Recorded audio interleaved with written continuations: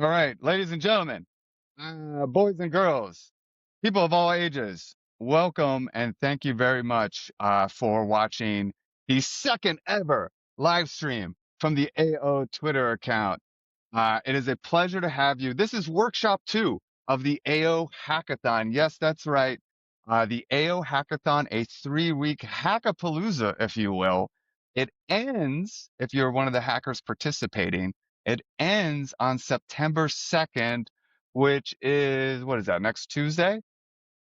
Submissions are due at 11:59 UTC time, and we will be circulating the submission application form and within the next 24 hours. It's still early. You don't need to have your project ready yet, but we're going to go ahead and circulate it just in case any of you extra overachievers out there want to go ahead and put your entries in. As a reminder, not only are you submitting GitHubs, you're also submitting a short video and a short description. Then we will determine finalists. Finalists will be announced internally on Thursday, September 4th. So you can be invited to Demo Day. That is going to be a live stream, live like this, but on YouTube with the finalists, where they can get some FaceTime with the judges and sponsors and explain in a couple of minutes what their project's about and actually have some live interactive Q&A. Reminder, we've got judges from major projects across the ecosystem, including but not limited to Forward. So it's an awesome opportunity just to get feedback from some of the biggest and most core builders in this space, and pitch them on your project, why it should be the winner. Now the prize pool here, I had to double check the amount because it's eye popping. That's $43,600 in prize pool money. Most of it's paid out in R, so 43,600 USD equivalent paid out in an Arweave token, most of it. There are 4 competitive tracks, as a reminder. Practical utility agents, that's automation, data collection, content moderation. Multi-agent systems, collaborative ecosystems using message passing. AI enhanced applications, recommendation systems, personalization, NLP interfaces, and then agent infrastructures like development tools, testing environments, etc. Let's see. There's also some other prizes and other bonuses besides the grand prize of 25,000 out of that 43,000 total prize pool. There's the track winners, community choice award. We're going to put out a poll on Thursday, leading into Friday, where the community can pick a winner. Best documentation, and then most practical use case. And then, of course, we have sponsors too. And in fact, our workshop today is from the 3 sponsors of the AO Hackathon. There's Apus Network, additional Apus tokens for SDK integration and AI inference. AstroUSD, the $500 USDA per track for best USDA integration. Reminder, that's the brand new AO stablecoin that we've got. It's super groovy. And then RandAO, $500 RandAO bonus for the best use of randomness. So that sounds cool to me. I'm wishing you all the best of luck. We wanted to dive a little bit deeper into AI agent coordination and all that jazz. Last workshop last week, you can see the recording on our YouTube. I believe it's on Discord, on Odyssey, of course. Go to Odyssey first. That was with Nick and Pete from the Forward team, kind of getting your feet wet, how to get started within the AO ecosystem. Our first guest today for the workshop is Alex from Apus Labs, and I promise you we're going to go a little bit on the deep end here. If you say, dude, I've got AO, understand this ecosystem. I want the hard stuff. Well, guys, I got you covered. And now we got Alex up here. Alex, what is shaking, man? Hi guys, nice to meet you all. Hey, it's a pleasure to see you. Before we dive into what you're talking about today, what is Apus Network, and what do you do there? Yeah, I'm gonna briefly introduce a little bit, maybe just for a few words. Yeah, Apus is focused on building the reliable decentralized AI and bring deterministic GPU computing on AO network, AO computer. So yeah, currently we have AI inference service. We are trying to build more GPU TEE, and yeah, maybe even fine tune. Yeah, a lot. If you're interested, feel free to visit our website or XConf. Yeah. What is the website? It was it Apus.network? Is that right? Yeah, Apus.network. Go ahead and click. Okay, you heard the gentleman, everyone. If you're interested in GPU compute on AO, Apus.network is is your best bet. And Apus is not only one of the three technical judges for this hackathon, they're also offering, as I mentioned, the sponsor bonus for GPU compute. Now, Alex, what are you, and just generally, what are you going to talk about today? Yeah, actually, I have a agenda. Can I share my screen right now? Yep. I'll tell you what, you go ahead and share your screen. I'll go off camera and then you can go ahead and run through what you want to run through. So, Mr. Producer Man, get me out of here. Yeah, thanks, Drew. Let me build. Okay. Uh, okay. Here we go. Okay. Uh, as you can see, the left side is my I'm gonna put some docs, and the right side is my terminal. Yeah, we're cooking here.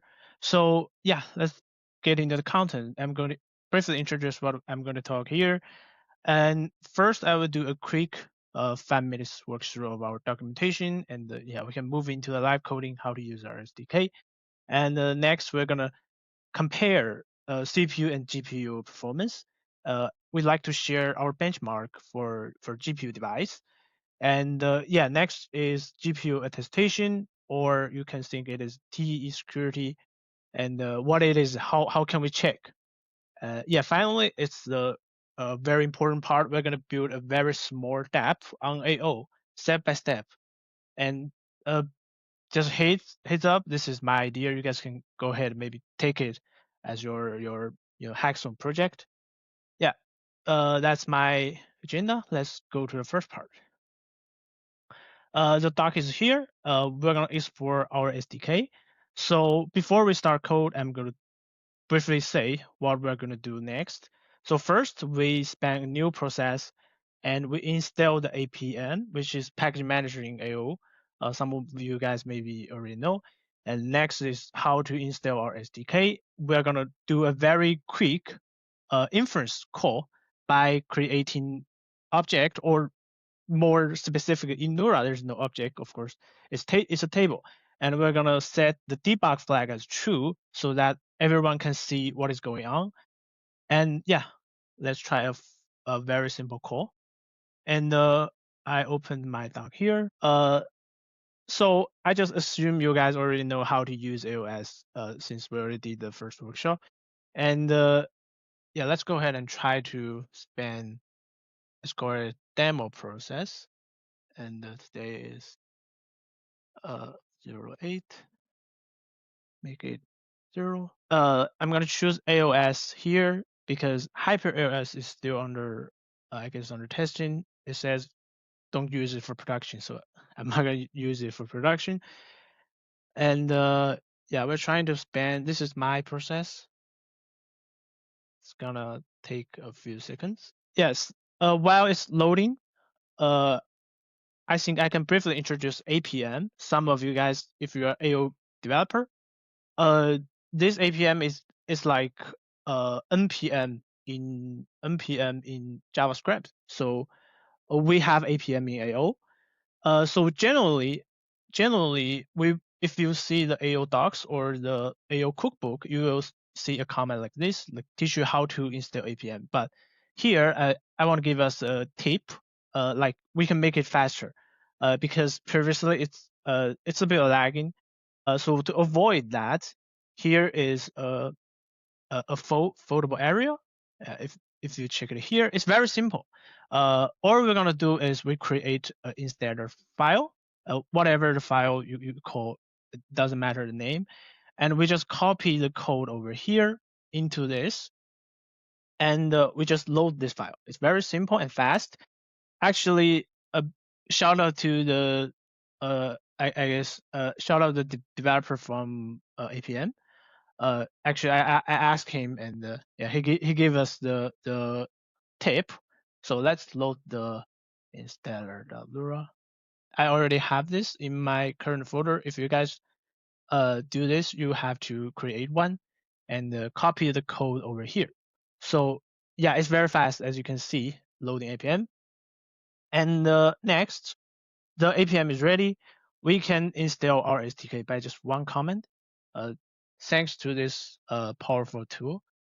So we upload our SDK, and you guys can download by this one command. And yeah, as you can see here, we request. So here's another tip. I hope AO developers can get it. So generally, we have to see this picture on my left. We have to see this terminal output to demonstrate that our SDK is installed. But we don't see any coming back messages. So we can do we can check the latest message in our inbox. So yeah, it popped out. So what we did here is we try to fetch the latest message manually. So the AOS client will check the latest message, and we got this this output. So yeah, we can use it right now. By the way, every new process will have 5 default free credits. You can go ahead and test. I'm going to do a AI inference call right now. So first we create a object or a table. Object is more understandable if you guys are not familiar with Dura. Yeah, we create that. Yeah, it takes a little bit, a few seconds. Okay, and this is very important because for debugging that we want to see what is going on here. So we have to set this debug flag as true, or you will see nothing. It's generate nothing. Yeah, and next we make a call, like we make a question. What is RViv? Yeah, as you can see, the blue lines, they are the debug information, and we already sent a request. Generally, it's gonna take 40 to 50 seconds to get the response. It kind of rely on the message passing and the receive and push. So while we're waiting a few seconds, I just want to briefly introduce. If you guys want more credits, currently we have 2 plans. One is free credits. Anyone can apply as long as you submit a very simple application format, like this, and it's 1,000 free call. Anyone can apply for that. In terms of Plan B, you can actually buy credits using Apus token, but there's actually an incentive plan, so you will probably receive more Apus than you consume. So yeah, just a heads up. If you're interested, go ahead to enter our Discord. Yeah, the message is coming back. As you can see, RWave is decentralized network. Yeah, blah blah blah. We can share you guys the benchmark, like how much time it's gonna take, like actually. Yeah, I think that's the first part. It's very easy. You just need a few comments here, like I did. I think everything is simple. And let's move into the next part. Yeah, since we already did the GPU infer here, our infer call is using GPU device. So we will run a same task with same prompt on CPU. So this test will makes very clear why GPU acceleration is critical and why we're building this. By the way, the CPU test is running under LS Llama, which is originally developer Sam. Yeah, that's really great work. If you guys are interested, I can open up here. Yeah, it's developer Sam originally. So go ahead and check. So what we're gonna do here is we're gonna run a very unique test. we're gonna run AI inference code for CPU. And here is our benchmark actually.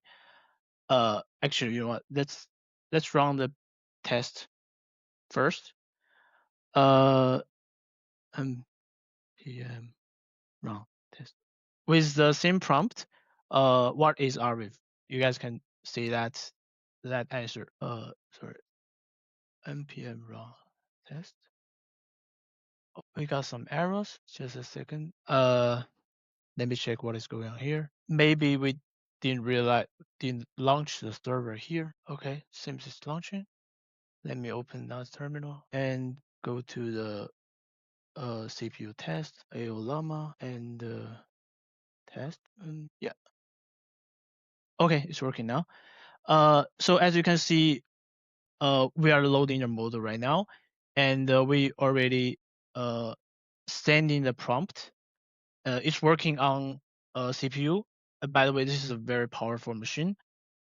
Yeah, it's gonna take maybe 50 seconds. We will come back later. Anyway, let's go to the left side. In under our testing, the inference is actually gonna take less than 2 seconds in GPU device, and the GPU attestation, which we will cover that later, about this topic, what it is and how can we check it. It's gonna take 2 seconds. And by the way, if you guys are interested how we actually implement the GPU device, you can find our repo here by this link. And we already have a PR. Sam reviewed our code. Yeah, that's just another story. Yeah, go ahead and check if you guys are interested. So yeah, come back to terminal. We have the response back. RWave is decentralized, blah blah blah, and it takes about 53 seconds. And by the way, this is only for AI inference. What we did here SDK, it includes GPU attestation, it includes we sending message and receiving message and push everything on chain.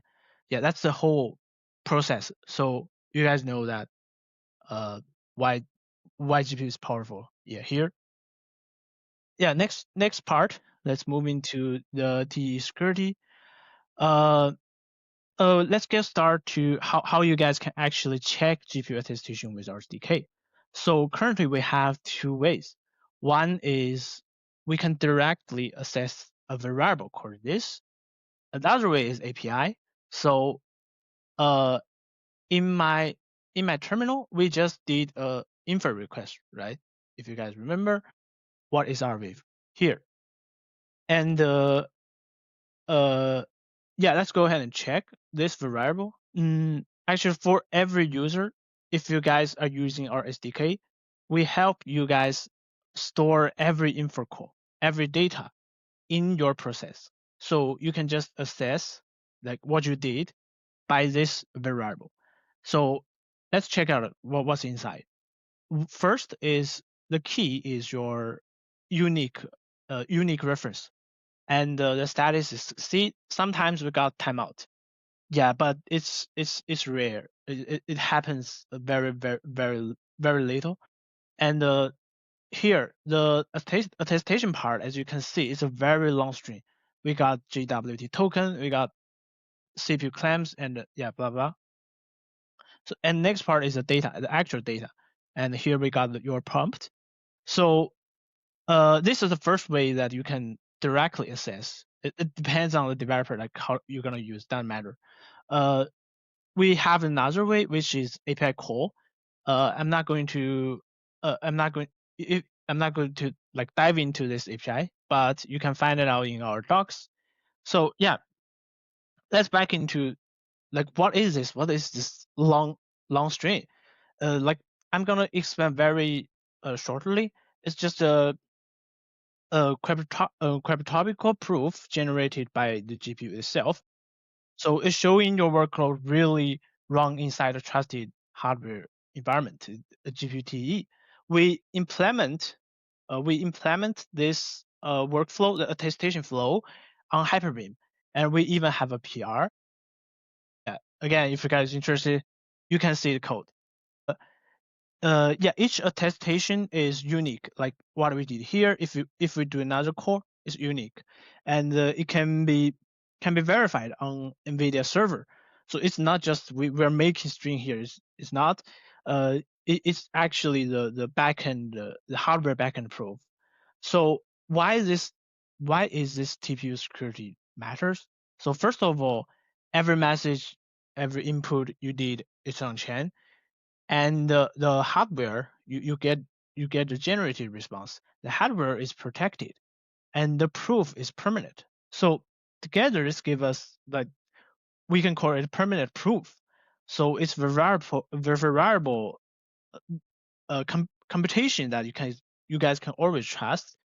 Yeah, that's I think we think that's really meaningful for not just AO, for not just us, it's for AO, for the uh computer network. Yeah, I'm not going to dive into like how did it actually generate it, how it actually protect our data. Yeah, because it's not a topic. So yeah, we can, yeah, before we move into the next step, this is gonna take maybe a little bit longer, maybe 10 seconds. I suppose. Uh, this is a step by step. We're gonna build front end, back end. Yeah, before we move into the next step, I'd like to let Drew, if you have any question, or yeah, because I just keep continue talking. Oh, yeah, no. I am taking notes. Okay. Let me ask a couple questions, some of which are from the audience and some of which are from my own dumb head. Um, First question actually is very small. So were you using Hyper AOS or not? I actually am Uh, curious for my own knowledge. I'm not using HyperOS right now because uh, we believe that the current AOS is stable. We want the hackers, they're building Yeah, a yeah, yeah. service, right? Yeah. Okay. Just I've seen that question in the hackathon Discord channels. A lot of people are wondering which do they choose. So for the hackathon purposes, you want the stable one, you want AOS. Okay, gotcha. I think that's super helpful to know. Um, what kind of models does uh, Apis have? It's Jim. If you guys see our docs, we actually have I believe it's Jima, right? Let me find out the core model. Yeah, here we go. Jima 12B. Here, you can find the details over here. Okay. Okay, so for people out there taking notes, go to apis.network and check out their docs section. You can get the answers to that and all your other questions there. Um, what type of like does any agent need GPU compute? Like if you're a hacker out there and you're not certain, or is it just certain ones would really benefit from GPU compute and certain ones maybe CPU compute is okay? Like how do they know when they should use Apis? Uh, like honestly speaking, if you want to use LLM, yeah, you just use GPU because I don't think you can try Sam's solution. I'm not saying that Sam's, first of all, Sam's work is great. It's just CPU. It's slow. You can definitely try that method. The repo is here if you guys are interested. And yeah, personally, I think we want the fast. We want the response fast. We want your workflow fast. So I recommend, if you want to use LLM, go with GPU. Yeah. Yeah, okay. That makes a ton of sense. Like if you guys got LLMs and your agents, I mean, you can kind of make it work without GPU compute, but you probably want GPU compute. I got you on that one. Yeah. By the I'm way, actually, yeah. just a heads up. So if you guys are worried about the inference core amount, yeah, as I mentioned before, we have free plan. It's 5,000 free core. You definitely will not run them out. Yeah, just a heads up. And is that's only for hackathon participants? Is that right? Yeah, that's Or right. Only for yeah, hackathon. right. So You have to submit a formula for your GitHub and yeah, everything. okay, hackers, did you hear that out there? So if you're worried about cost, you're like, dude, I want the GPU compute. But I don't know, like, I'm just working on my college dorm right now. Apus has got you covered. Go check out the links to all of their Discord, their X, everything you need is at apus.network. So you can go there, get into their Discord, ask them some questions. And if you're still lost, just go to the AO Discord. We'll point you over to Apus and we'll get you connected there. Um, a couple like one small question, Alex, back to sort of like the hyper AOS versus AOS thing is like, what sort of is there anything you think hackers should know in terms of troubleshooting? Like, and that could be troubleshooting on AO or troubleshooting with Apis. Any sort of like common problems that you're like, guys, definitely do this. So yeah, I like to share a little troubles that we made. Uh, Hmm. so uh, let's back to the hyper AOS. We know that it's still experimental. The reason why hyper AOS is here is because uh, I believe AO core team they want to make AOS to compatible with Hyperbeam node. So there's no issue with legacy or Hyperbeam, but it's still under developing. We have the issue. If you guys know, some of you guys already used our doc before, you probably know we changed something for the Hyperbeam node connection, because we know there's some issue we are trying to help with to fix that bug. Anyway, that's another story. Uh, uh, just want to say, if you're using HyperOS, you might probably lose some of your logs, or maybe you got errors and you don't know why, because it's not it still has some issue, and we don't have AO link. AO link right now is not compatible with Hyperbeam, so you don't have AO link. You probably don't you don't know what you did wrong. It's your fault or it's the client fault. You have no idea. So our recommendation is iOS is stable.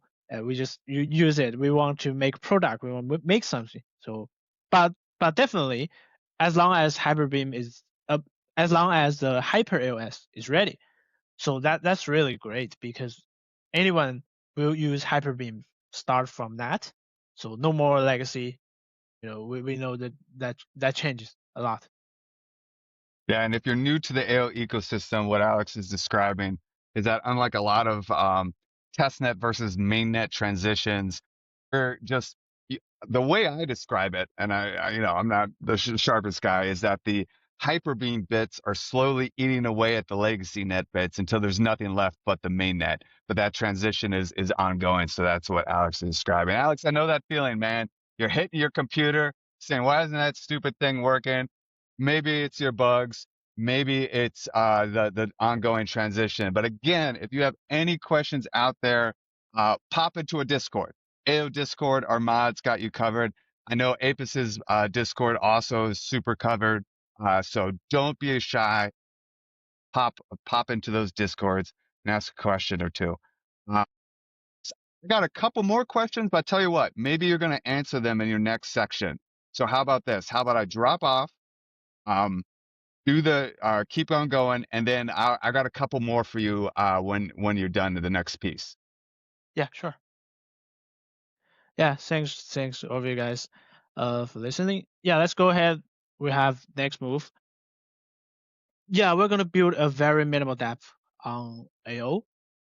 So here is the source code. If you guys want to use it, feel free to check it out. And let me introduce what is this project.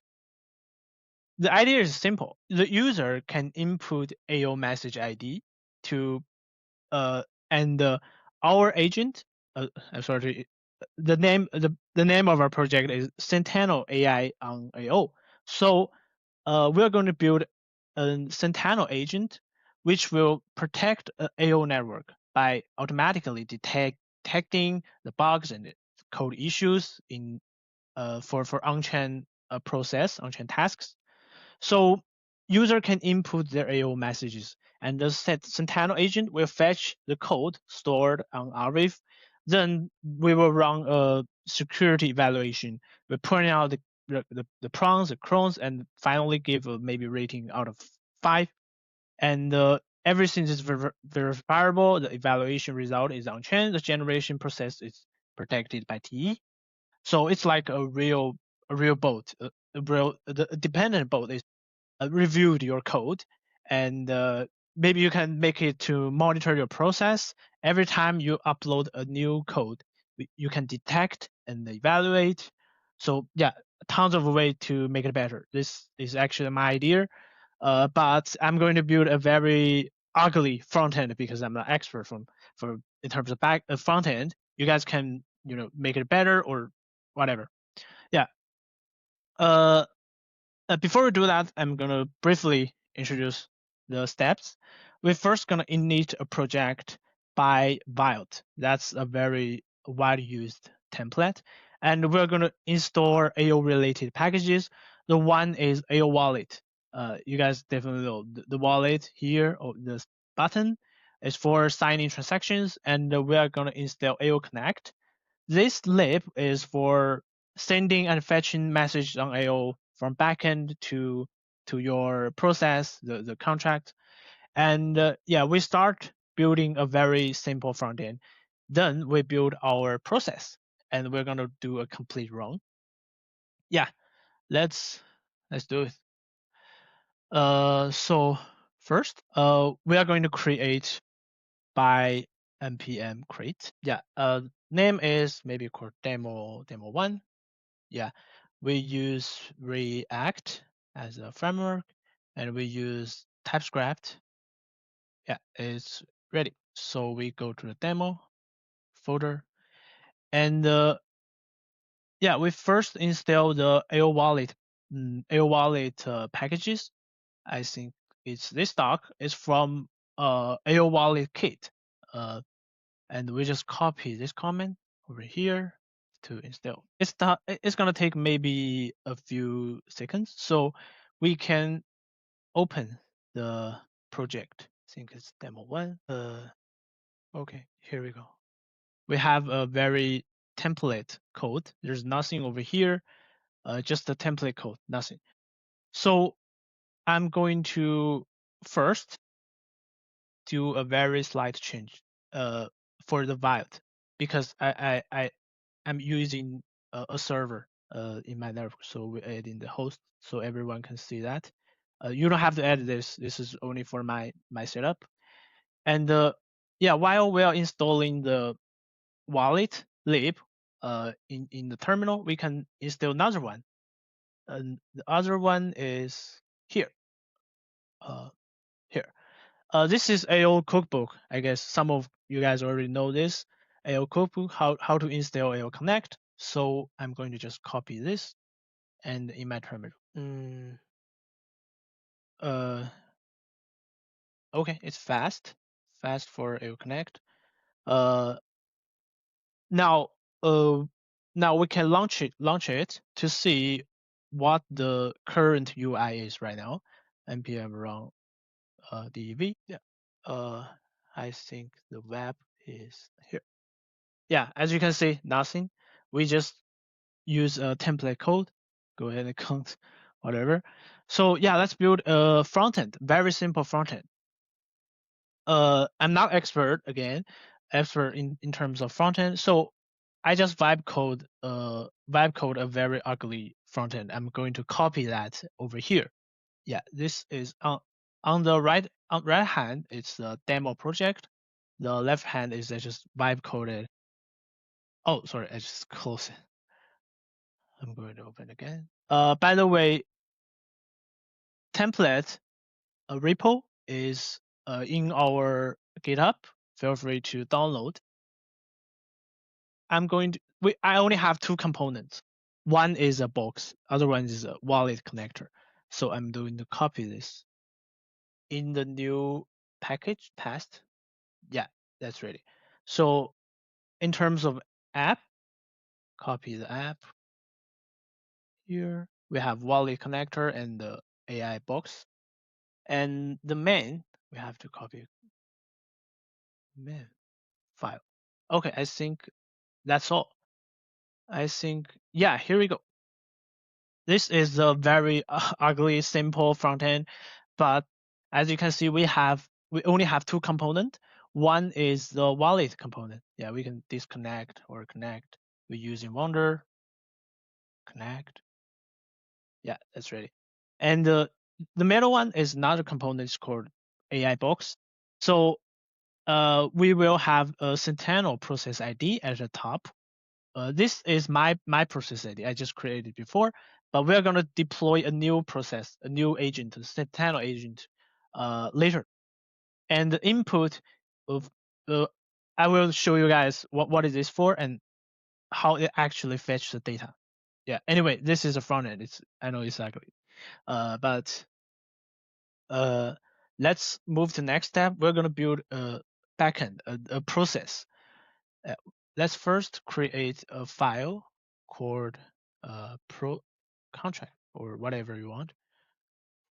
And what I'm going to do is copy the two files in our project. Paste. Yeah. So the instancer file you guys see here is what we did previously. So we can install the APM package manager very fast. So I'm going to do that again. And the process is our actual process. Let's check it out what's inside. We only have like 40 lines. It's very simple code. And yeah, we only have two handlers in this file. First, we have to create, we have to using our SDK, and let's check out the handler. One is, it's called send request. So basically, we receive the prompt from frontend, and the options. The options is actually the parameter. Like what I did here is, let's go to the options in my AO box. So yeah, here, what I did here is I'm going to pass a max token, so we will generate more token than default. Let's make it like 5,000, so we can see more response. And the reference is for each unique reference. You guys can use it or not. It depends on you. I just make a unique reference ID by timestamp. So yeah, it's very simple. In terms of the options, like you guys are definitely know for LLM inference, you have temperature, temperature and the max tokens, whatever. If you want to know details, feel free to check out our doc. It will have, we only support several parameters for LLM right now. Yeah. Anyway, so we received the prompt from the front end, and we send a message to with our SDK.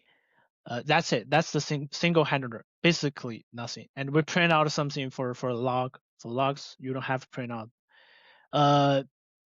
Yeah, the other handler is getting result. Since we already did in first call, right? So I want to know what is the answer, what is the response. So this is another handler, getting result. So we basically, do you guys remember how we create the reference? It's by timestamp, and we use the same timestamp from frontend, and we can see the data. Yeah. So let's deploy this process right now. We go to the, in my terminal, we go to the contract. Yeah, let's bang a new process. Maybe it's called the backend. Backend today is just the same what I did before. We load the installer for APM, installer Dalura for APM, and yeah, install our SDK by apm.install Apus AI. Yeah, just want to record these tips for any developer. We try to fetch the latest state to check out if the SDK is ready. If it shows nothing, which means it's not ready right now. So let's tap it again. Yeah, here we go. We got it. So the SDK is ready. So next is it load our process. It's called process.lua. Okay. The process is ready. We copy our backend process here into the front end. So we will use AO Connect to send a message to this process. Yeah. Yeah, I think that's it. That's the app. So let's check it out. Let's check out how it works. So first of all, we have to input Arviv message ID. So what is this? What is this? I'm going to this is AO link, right?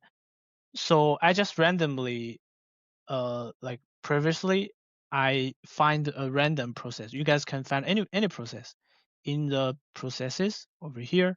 Find one that you want, or it's your own process. And in the code area, as you can see in the code area, this guy, I don't know who this guy is. This guy load his code like twice. So this is his message over here. And we're going to copy this message ID into your front end. Fetch. Here we go. We got the code. So obviously this guy, he put his private key. I think that's not a good thing, the private key on chain. Anyway, let's try to evaluate the code right now. Okay, we send the message for evaluation. As you can see, we have some logs over here, and yeah, it's gonna take a while, maybe a few seconds to fetch. Here is our reference. It's unique. Yeah, we got it back. Let's try to fetch the result. Here we go.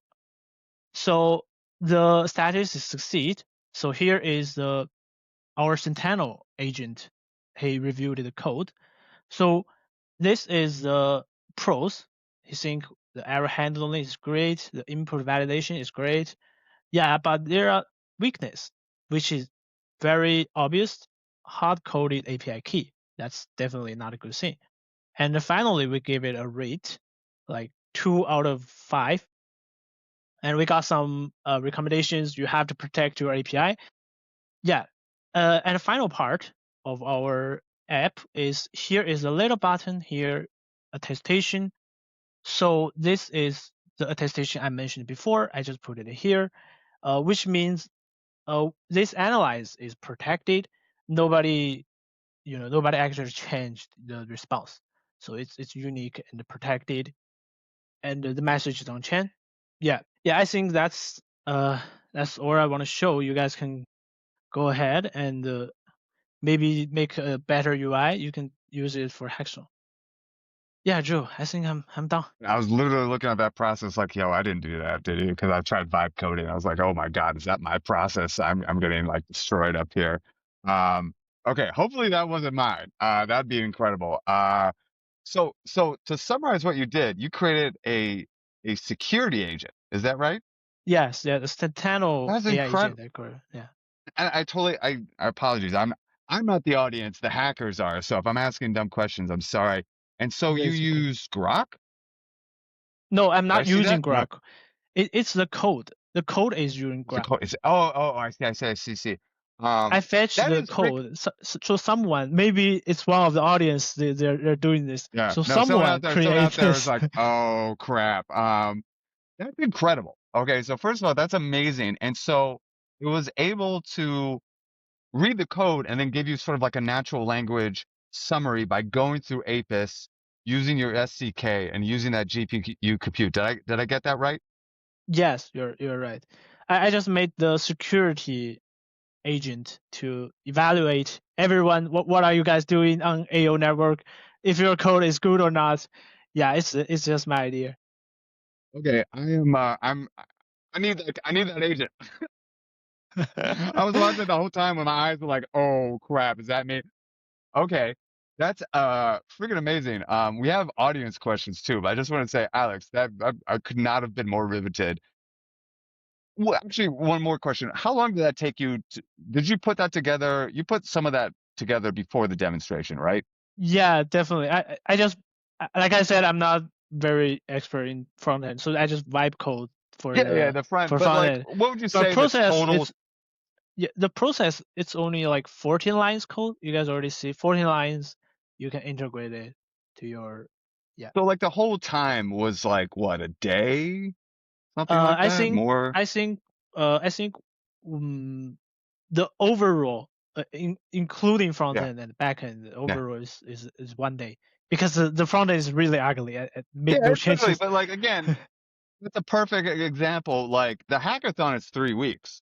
So if we can whip this together in a day, I cannot wait to see what some of our dedicated coders have in store for us. That really cool stuff. I have two questions from the audience, Alex, and I don't really understand them, so I'm going to do my best to ask. Let's see here. The first one, I wrote it down here. How do you handle model versioning? I guess they're referring to. Oh, did we lose Alex, by the way? Oh, there he is. How do we handle model versioning? Model versioning. Yeah, I don't know what that one You, means. Maybe on I, Apus?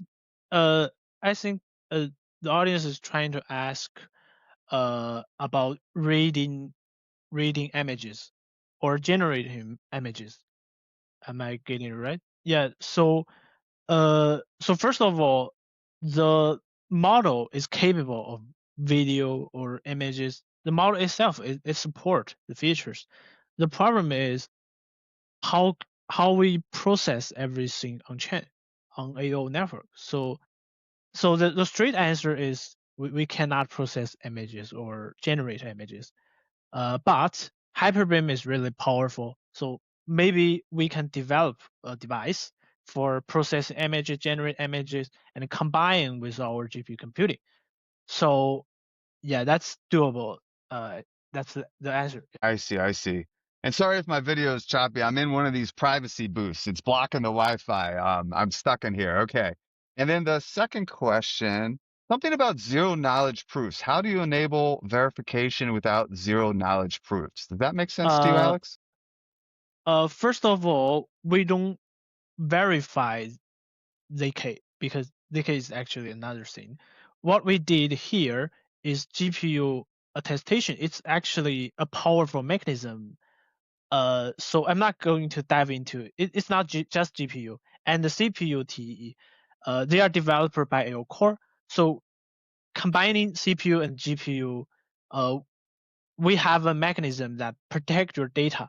The point is no one can change your data when it's generating. So the hardware level is protected. So it's two things actually. The ZK and the GPU is actually two things. So yeah. So we don't prove a ZK. All right, dude. Well, Alex, I really appreciate your time. Thank you so much. Mr. Producer, I think Mr. Alex could go take a break and we can pull up our next guest, which I believe is Ethan from RandAO. If I got that right. Wrong president. Whoa, Ethan, you look different, man. How's it going? Well, good. Um, okay, are we doing, Kadar, do you want to go or would you like prefer, Ethan to take a crack? It's up to you. Depends if they have. Yeah, they're good to go. Looks like it. Okay, let's pull Ethan up here. We're gonna get to Kadar and AstroUSD in a second. We're gonna get Ethan from RandAO, verifiable on-chain randomization, and it's actually we got guys. We've got a RandAO inception here. It's actually Ethan name, but this isn't Ethan. This is Kately NFT. If you guys know him from Discord, but also from the RandAO T. Kately NFT, what's shaking, bacon? How are y'all doing today? Yep. So Caitlin FT. My name's Alex. I go by Caitlin FT on Discord and on Twitter. Today I'm representing the RandAO team. I'm one of the founders, and I wanted to go over an example of the quick start guide of how you can implement a true cryptographically secure random numbers into your AO process. Hopefully, so that you can get it into an agent for the hackathon. Okay, and they are one of our sponsors. Before we dive into that, give me the big picture. What is RandAO about? Like what do you guys do? Like why is it All right. important? The big picture of what RandAO's about is producing random numbers for our consumers and our clients. So in blockchain ecosystems, you struggle from a few issues when creating true cryptographically secure random numbers as it's a public computing environment. all variables are known, input parties are known. You can suffer from last mover advantage as transactions are stuffed into blocks. Data that's committed before is visible depending on who's node operator. So there are several technical hurdles needed to create true cryptographically secure numbers, which are important if you want a fair game, a fair NFT distribution, or even something like a lottery or a slot machine. So those are some of the reasons why random numbers are valuable in a broad context. But in an agent context, potentially you don't want your agent to be seen as deterministic. Maybe you want to add variance to your agent. Only 90% of the time you actually want to execute on your strategy. One, to hide the fact that you're executing this so people cannot expect of 100% certainty and outplay you, but also randomness can be factored into trading strategies. Oftentimes you want to cycle what you're doing, and being able to get a good random base can be important for that. And many other applications, but that's for our Hackathon contestants to be building for us. Dude, hear you loud and clear. Okay, incredible stuff. I'll get off camera and then please feel free to let the hackers know how they can apply RandAO. And then when you're done, I can pop up quickly and maybe shoot you a few more questions. All right, sounds good. I'm going to go ahead and share. Just one moment, guys. All right, so right now we're working on getting into the AO cookbook. We're trying our hardest. But if you want to implement RandAO right now, the easiest way you can do it is by coming to the RandAO Labs GitHub, specifically the random module repository. In here, we have a pretty detailed README that goes over most of what you need, but I'm actually going to be just skimming through this for the install here today so I can get going and showing you guys some code. So the main features of the random module that we use to interact with the RandAO protocol is that when you load it into your process, be it by APM, which we recommend typically, but I'm going to show you a different way today, or the pure Lua source code if you just want to bundle it into the processes you're building or work it into a module. There are several ways of doing it, as this is a pure Lua implementation in order to talk to our system. And the actual RandAO system itself is running on a specialized Mu and Ku system. And so what that means is that the random module is also going to add an authority, and that when you want to receive random numbers, you need to initiate that call with the proper Mu routing. And I'm going to demonstrate that for you guys here today. So in here, you can see a couple of things. The most important is workshop.lua. This is just 29 lines, and this is really going to be almost everything we need. This, plus the actual random source code, which you can see that we're going to load in, which you can find in SRC. And this random.lua, it holds many process IDs of the actual processes that our random system runs on, and it holds helper functions in order to interact with it, like process random response. So I'm just going to go ahead and get into it. Let me go ahead and share to my VS Code. All right, you guys should be seeing my screen here. And like I said, we have just two files in here, random workshop, and we have a wallet file here so we can make sure we're talking to the right processes. So I'm going to go ahead and spin up a process. I spun this up earlier because there's another component we're going to need to get into, but just ignore that for now. So AOS random workshop wallet.json, simple stuff. And once we have our process spun up, we're going to be able to go ahead and load code. This is the point where I would typically be using the APM package manager, but today we're just going to be doing it with pure Lua code. So we can see in our random workshop file that I have that our first line, we're requiring the JSON module. And in our second line, we're requiring our random module, which is located in the same source directory as our random workshop file. And we're going to pass JSON to this module, as our random module requires the use of the JSON functionality, as it's quite useful for decoding AO messages.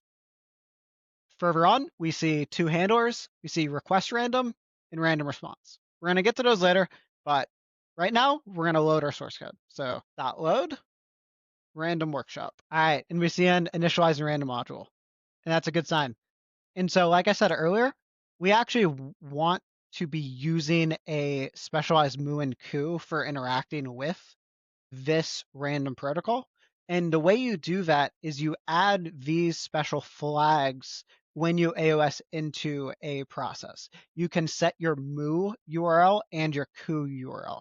This can also be done from a front end specific for these calls when you are requesting random with the AOJS SDK, which is another product of the RandAO team, which we have available on our repo. It makes connecting to processes super easy. In addition, you can set these up in AO Connect or AR Wallet Connect, I believe, as well.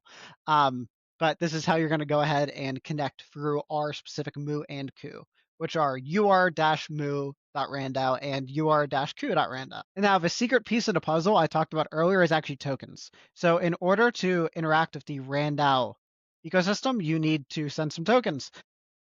Thankfully, you can get for 0.1 AO, I believe you can request like 10,000 random numbers. There's no gate on it. If anyone wants tokens, shoot me a message, please, on Discord, Caitlin FT. I'm going to make sure you get tokens. I'm going to make sure you get the dev support you need. But right now that we're back AOS into our process, we can see that we're using our ku and we're using our mu. I'm going to go ahead and send a message to trigger our request random function. All this handler does is it generates a callback ID and it passes that callback ID to requesting random. In our random module, to request random, what that process actually looks like is sending a token. So it's a standard AO send payment token to the random process for the random cost passing our callback ID. So let's demonstrate. And ideally, it'll work first try. So we're sending this message to ourselves to trigger our own handler. So we're going to use that reference AO.ID. Action, we can see that we want our action to be request random. All right. And we should be able to track this down on AO-Link or in here. So if I'm just going to do a quick print of AO-ID, sometimes this allows you to see like the console logs. We can see that we actually had a transfer error here. Let me go ahead and check that out. I forgot to actually send the tokens over here. One moment. All right. So what I'm doing right now is I'm just simply sending the tokens over to our process so that we actually have the ability to interact with the random process. And I'm just checking that out on AO-Link right now, and I'll be back to present in just one moment. Kaylee, can I ask you some questions while you're doing this, or do you need all your brain Absolutely. power? Absolutely. I got the impression, DeFi, number one, like great use case for this. What other applications does randomness, on-chain verifiable randomness have? If I'm thinking of, I'm a hacker out there, like this is super interesting. How am I going to plug this into my project? But it's not a DeFi project. Any other opportunities for them? I think some of the best opportunities, the most clear ones, are in gaming. So if you can create agents within a game and you want to have them to have truly diverse personalities, you don't just want to give them an LLM backend. That can provide some amount of randomness on its own, but you can also have there be predefined quest lines you get into at certain percentages. You can have different personalities that you're rolling for, actually rolling for charisma, rolling for personality. Any of these things, an agent can take on a personality if you can give it some obfuscation of what it's doing with randomness.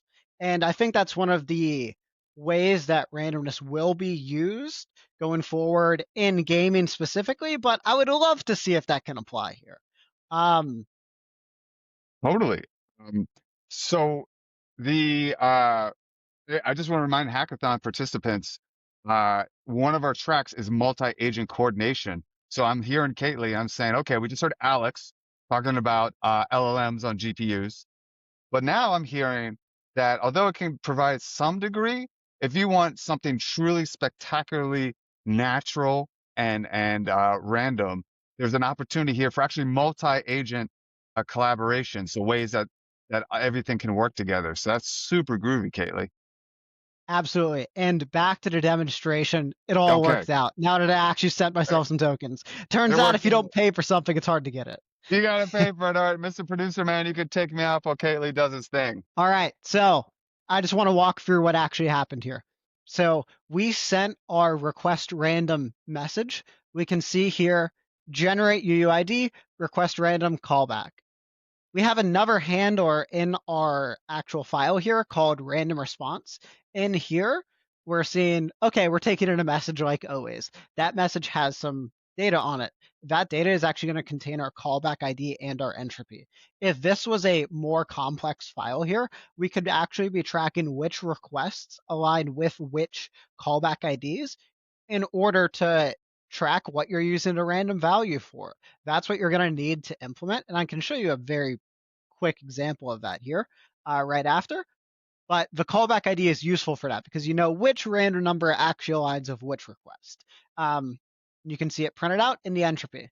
And the entropy is simply a massive random number, but it's not very useful in this case. So let me go ahead and try to demonstrate how you might be able to use this a little better, or at least an example of that. So here, I'm going to go ahead and create a function, execute trade. And we don't have this hooked into an actual trading bot, so we're just going to we're going to mock send into a swap here. What we're going to do is take in our actual entropy value. And we only want to execute our trade if, let me rephrase this. We want our agent to execute trades autonomously. We don't want other individuals to be able to see when I'm going to execute my trade so they can front run me if they know my cron interval. One way of doing that is by adding some variation or hiding frequency to when you're going to execute your trades. So what we're going to do here is we're only going to actually execute our trades if the conditions are met 50% of the time in order to hide our intention and hide our actions. And the easiest way to do that is to take your entropy value and determine and modulus it by a value. So I'm just going to call this our new value equals entropy modulus 2, because we're just trying to figure out if 50% of the time I want to take a trade, a random number will be even 50% of the time. So all we have to do is modulus it by 2, determine if it's even or odd, and that's the easiest way. So new value equals, much better way of doing this, guys. All we're doing is a Boolean condition. If entropy minus 2 equals 0, so if entropy is even, then we're going to actually execute this trade. And if not, we're going to silently fail. Or we can drop a console log and say our entropy was even, so we're not going to execute. And let's go ahead and drop a log for our entropy was odd, so we're not going to execute. Our entropy was even, so we are executing. All right, couple typos. But now we'll have a print line with what we're actually doing here. So all we have to do in our random response, every time we actually receive a random response from our random process, anytime in our example, anytime our cron tick would trigger a random request. We're here now, we're receiving a random number. So let's go ahead and execute our trade. Execute trade entropy. And let's go ahead and cast this as, go ahead and check its value coming back from random Lua. Our entropy is already a number, so we don't need to do this. So execute trade entropy. And now if we go ahead and reload our code in, we should have the makings of a random trading bot. And it genuinely is using randomness. If we had this hooked into a proper trading infrastructure and a conditional system, you would be able to execute 50% of the trades you want without anyone knowing when you're going to do it, which can be valuable and potentially save you some money and fees. So let's go ahead and check our progress here. We've requested our random number. We can see that with a debit notice. Our random number has been received. We have a callback ID, but our entropy was odd, so we're not going to execute the trade. And that's okay. We want there to be some variation.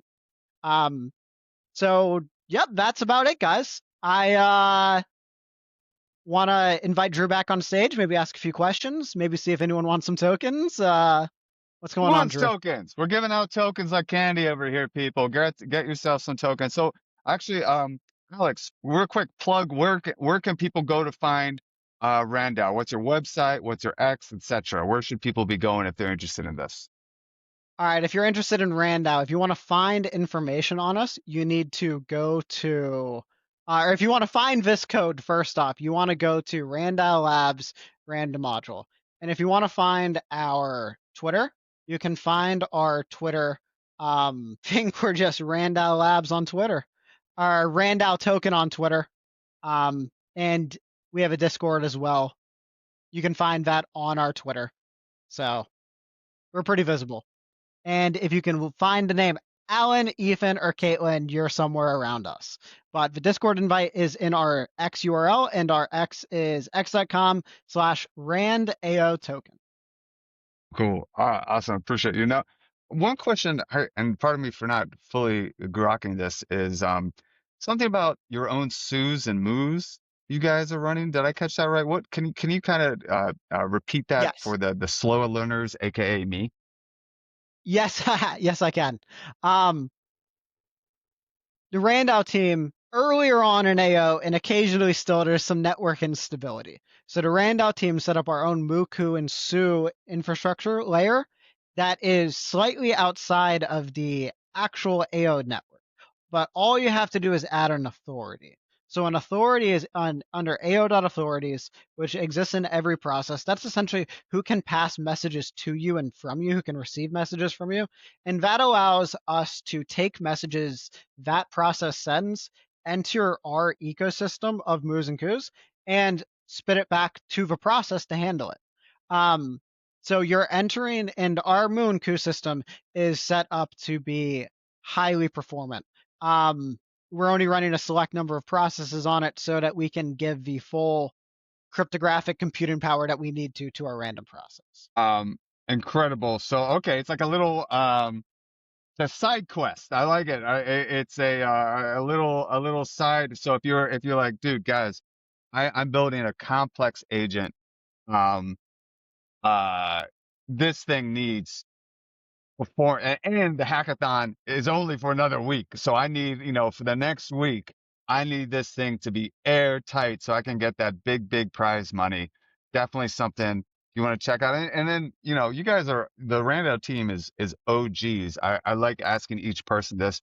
What's your, any troubleshooting tips? Anything if you're like, oh man, I'm a little new to AO, anything that trips people up that you have seen that you might want to give them a heads up on? Okay, so two big things. You need to ask because it might not be intuitive your solution. There are two great channels in the AO Discord. There is AO Core Dev and AOS Dev. I've never really understood the difference between the chats. No one yells at me when I ask a question in either one of them. I work here and I don't get it. Yeah, no. Exactly. Outside of that, you really need to reference the cookbook. It's gotten expanded as time goes on, and the only place you're going to see cutting edge code in the actual solutions that are working on the newer versions is on updated repositories. So I find that looking at the active projects, the projects that you see coming on stage up here, Apus, RandAO, StarGrid, USDA, so many other amazing projects. And if I forgot to list you, I'm sorry. But the projects that you hear things about, they have updated GitHubs. You're going to want to look at their processes to figure out your problems. No, 100%. Like look to see how people who have figured it out have done, and then go from there. Well, Caitlin NFT, dude, I love what you guys are cooking. You're like the most active team on Discord. So if you guys have any questions, feel free. Okay, so I think we can say Thank we you. can give Caitlin NFT a little water break, and then we want to bring back Alex from Apus for a second. Yeah. Hi guys. Alex, we missed you, bro. Like as soon as you dropped off, we got like 1,000 questions. I guess people were still typing. Now you saw the question I popped to you ahead of time in the chat. It sounds like someone is building something pretty powerful. It sounds like Skynet, to be honest with you. And let me read the question. Oh, Where'd hold on it a second. go? Yeah, hold on a second. Before that question, because that question is actually we're gonna answer several details. So before that, I just want to clarify the previous question is about the model version. I just misheard. I thought it's model vision, but I think that audience is trying to ask the model file. How do I know it's changed or not? It's someone maybe made something bad to the model file. So it's model versions. Yeah, sorry, I just misheard. Actually, the answer is very simple, because models are stored on RViv. How RViv itself it's provable and very variable. You can just upload your own model and use that. That's not actually our issue. It's RViv. You trust RViv, the model is not changeable. Yeah, that's it. I just want to Okay, say perfect. that. Okay, that does clear it up. Okay, gotcha. Thank you for that. Yeah, go ahead Okay, and perfect. for next. So the next question is, okay, I'm going to read this. Hold on, where is the question? What if it's a real AI agent we're building? Like it has its own memory and brain, not just an LLM, a knowledge graph, etc. How can we plan that architecture on Apus? Yeah. So first of all, the memory ability, we support the memory ability as long as, if you guys still remember, there are options when you try to use Apus SDK. So in the options, you can put your session ID like Alex123, and you keep using this session ID. So the model will memorize your previous questions, your content.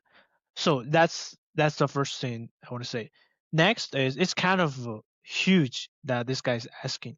So it's basically, can we train models or train not LLM, maybe these financial models, maybe it's some sort of net brain network, anything, as long as we use GPU to train it.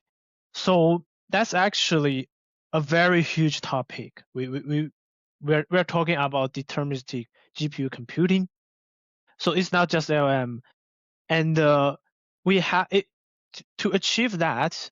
We have to implement a deterministic PyTorch or TensorFlow. If some of you guys know about neural network, know about the deep learning, so it's very huge topic. It's not just in AO. It actually can be utilized in biologic, in self-driving, because we want deterministic. We want everything is for sure, so we can reproduce, we can avoid, especially in terms of human, let's say, safety, anything. That is very huge. So I like to share some of our ideas to how to achieve a deterministic GPU computing.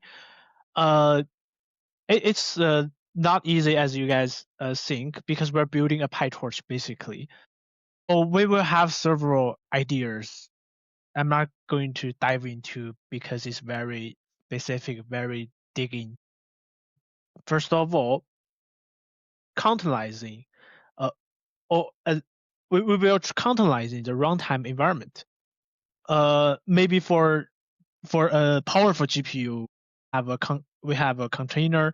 Maybe for a consumer GPU, we have a container, so we can keep the environment is trackable.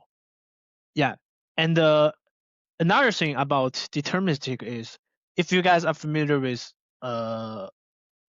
deep learning, you definitely know there are float point issue, because we are training data based on thousands of maybe gigabyte.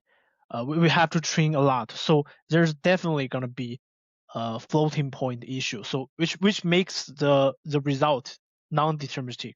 So so that's the root cause, and we can optimize this by maybe using deterministic algorithms. Like we only allow deterministic algorithms in terms of training. You are not allowed to use other mechanism to make randomness. Yeah, and the other ways like static code checking and maybe hardware tracking. Yeah, we have tons of like details.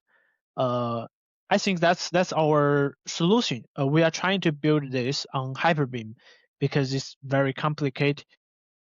Yeah, I think I said a lot, but that's already simple words for in terms of computing. Yeah, there's a lot of papers, actually. Those were simple words? If those were Sorry. simple words to you, I don't want to find out what the complicated words were.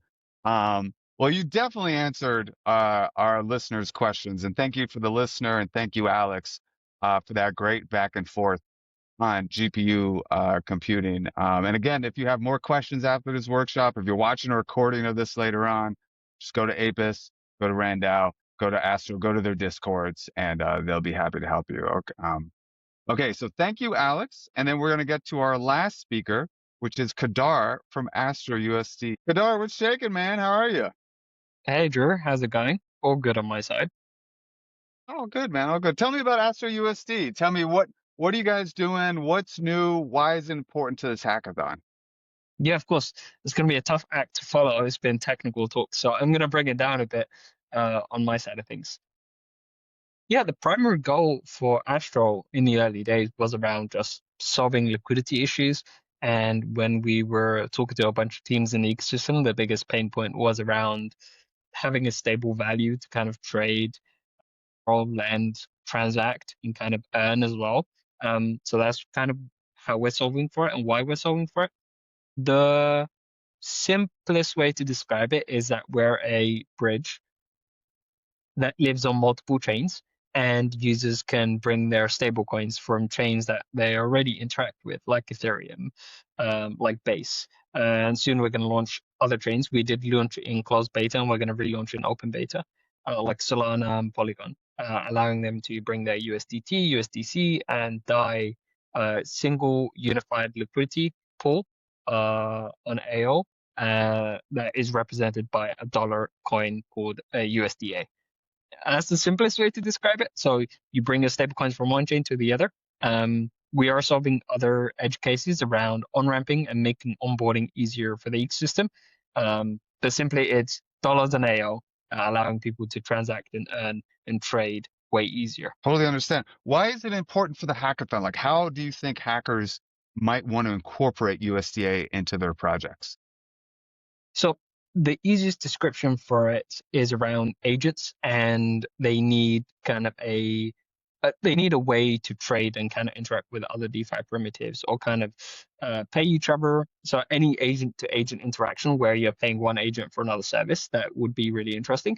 Or your agent is serving data, but it needs a way to get paid, basically. USDA could be that kind of entry point. And if you're building any agents around DeFi interactions, so it's trading or it's lending or it's borrowing or doing anything around yield, having like a base currency to optimize all the transactions is a better way to build. There's a reason why dollars is the thing traded across the globe in any market, is the most useful thing. And you can kind of predict, the agents can predict how much money they have, how much money they are planning to spend, and yeah, just interact with it like you would do in the real world. It's a huge pain, right? Like otherwise, if you're doing something that's very volatile, you've got to set up all these conversions and like ongoing rebalancing. Is that right? Yeah, of course. You have to track the price of whatever token you're transacting in. You have to track the amount.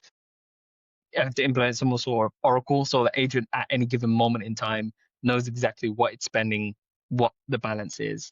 But if one USDA is $1, essentially the agent never needs to think about what price is. Basically, I'm paying you a USDA token, it's worth $1, take it. Kind of, it's a little easier to build out a model that way, for sure. Yeah. And where are stable coins going as an industry? Like whenever I see the chart, it's just straight up. Yeah, Why has the adoption been so powerful? I think it's going to trillions. That's like the simplest answer. It's like there's more money coming on chain. It's just a evolution of how money works and moves. So evolution one was going something from like commodities and bartering system into like gold, basically, and silver. And then it went to paper currencies, essentially representing an underlying currency like the gold. Then we went off the gold standard, of course, and now it's just paper across the globe. And then we evolved from paper to electronic. And that was a big move where now you can be anywhere in the globe and start to transact. You see the explosion of apps like PayPal and so on. but that didn't solve everyone's problem. Not everyone has the same level of access. Not everyone has a bank account. What blockchains do is that they fundamentally allow anyone to create a account without needing to do anything else and get paid in it. The evolution with that is around Bitcoin and so on. And Bitcoin was always built to be currency. Weird thing happened where it became a store of value. And the main thing that was essentially replicated on chain and on these blockchains was a dollar equivalent. People realized, hey, if you can accept a dollar, an on-chain dollar is good to go as well. So there's been an explosion of US denominated stablecoins across a lot of chains. And that's anything from DeFi to trading to prediction markets. If there's a dollar value, new markets start to open up, more liquidity starts to eke into the ecosystem. And from there, it just opens up ways for applications, agents, teams to start monetizing and kind of offering value, but also capturing that value. So that's a lot of the reason why we wanted a native stablecoin on AO, allowing a lot of teams to start earning and kind of capturing the value, but also allowing the liquidity to stick around. Walk me through, like, say I have US dollars in my bank account. I want USDA. How do I go about, how do I get USDA? So let me see if I can share my screen and let me know if this works. Can you guys see it? I think Drew got kicked off. I'm not sure. So let me share this screen. Yes, we can see it loud and clear. For some reason, let me try this one.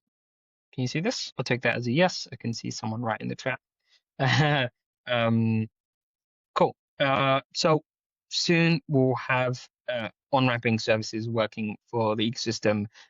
So if you do have dollars in your bank account, this would be the way to do it, where you can determine how much you want to kind of buy and bridge, and then give you an exchange rate for dollars to USDA.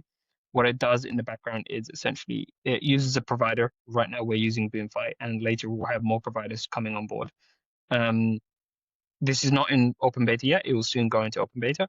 So what it does is it takes your dollars, and in the back end, the provider would acquire stablecoins in the form of either USDC or another form of stablecoin. And then from there, it would auto bridge into our bridge contract. From there, it would issue USDA in your Wonder wallet. So I have my wallet connected here. So once I go through this flow, go through the provider, would essentially issue USDA on the other side.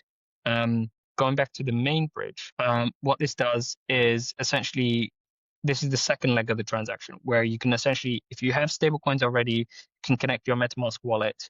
Right now we support ETH and Base, where you can essentially switch between these two networks, and then select the stablecoin and bridge.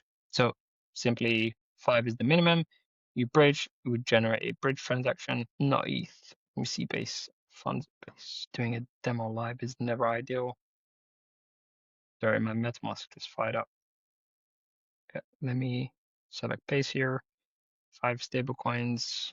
I can bridge across. And once you approve in your MetaMask wallet, this will prompt my MetaMask shortly. Sorry, multiple screens. One yeah, my MetaMask is just not.